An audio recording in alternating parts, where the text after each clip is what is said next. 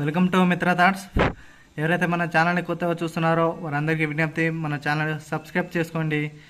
ఎందుకంటే మన ఛానల్లో పెట్టే ప్రతి ఒక్క వీడియో మీకు అందుబాటులో ఉండడానికి మీ మొబైల్కే నోటిఫికేషన్ రూపంలో రావడం జరుగుతుంది. కాబట్టి ప్రతి ఒక్కరు కూడా సబ్స్క్రైబ్ చేసుకోండి. తెలంగాణలో జరిగే విషయాల గురించి, పథకాల గురించి ప్రజల వరకు చేరవేసే విధంగా మనకు ఛానల్ పూర్తిగా కృషి చేస్తుంది. కాబట్టి ప్రతి ఒక్కరు కూడా మన ఛానల్ని సబ్స్క్రైబ్ చేసుకోండి. అదేవిధంగా మన ఛానల్లో ఇంతమంది సబ్స్క్రైబ్ చేసుకున్నందుకు ప్రతి ఒక్కరికి ధన్యవాదాలు అండి. Thank you. ఇంకాను మన ఛానల్ ముందుగా వెళ్ళడానికి మీ యొక్క సహకారము, మీ యొక్క బ్లెస్సింగ్స్ మాకు ఉండాలని ప్రతి ఒక్కరికి కూడా పేరు పేరున హృదయపూర్వక నమస్కారాలండి.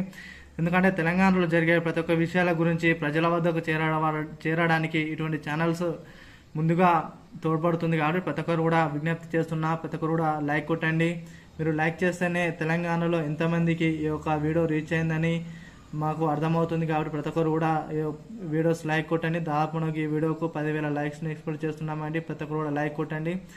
వీలైన త్వరగా మీ బంధుమిత్రులు కానీ, మీ వాట్సాప్ గ్రూపులలో కానీ, మీ గ్రామ ప్రజానికని కానీ, తెలంగాణలో ఉన్న ప్రజానికని కానీ అందరికీ కూడా ఈ యొక్క వీడియోని షేర్ చేయండి.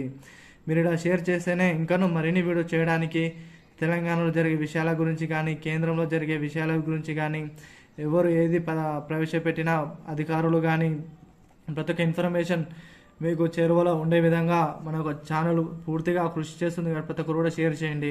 ఇంకా లేట్ చేయకుండా మన వీడియోలోకి వెళ్ళిపోదాం. ప్రతి ఒక్కరు కూడా వీడియోని స్కిప్ చేయకుండా చివరి వరకు చూడండి. ఇప్పుడే అందిన తాజా వార్త, 60 సంవత్సరాలు ఉన్న వారికి పింఛన్లు రద్దు.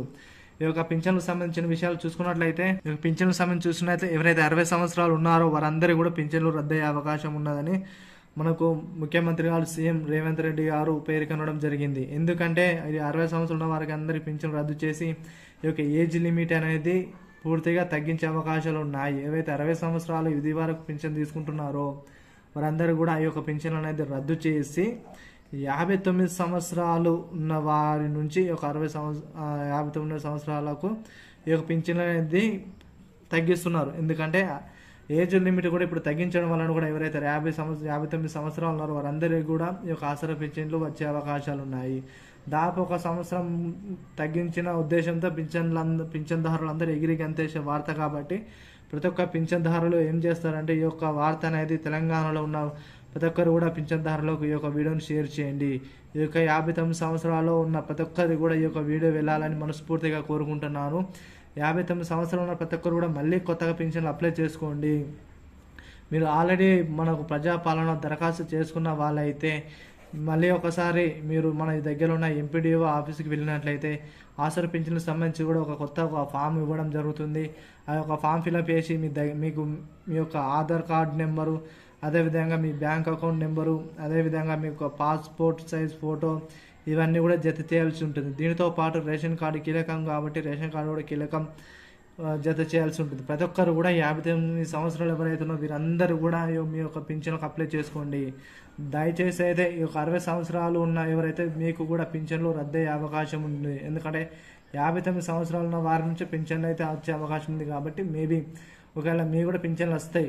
ప్రతి ఒక్కరు పింఛన్లు రద్దయినాయని ఎవరు కూడా ఎటువంటి టెన్షన్ పడకండి. ఈ యొక్క జీవోని ఇప్పుడే జారీ చేయడం జరిగింది. కాబట్టి 59 సంవత్సరాల నుండి పైన ఉన్న వారందరికీ కూడా ఈ యొక్క ఆసరా పింఛన్లు అయితే రావడం జరుగుతుంది.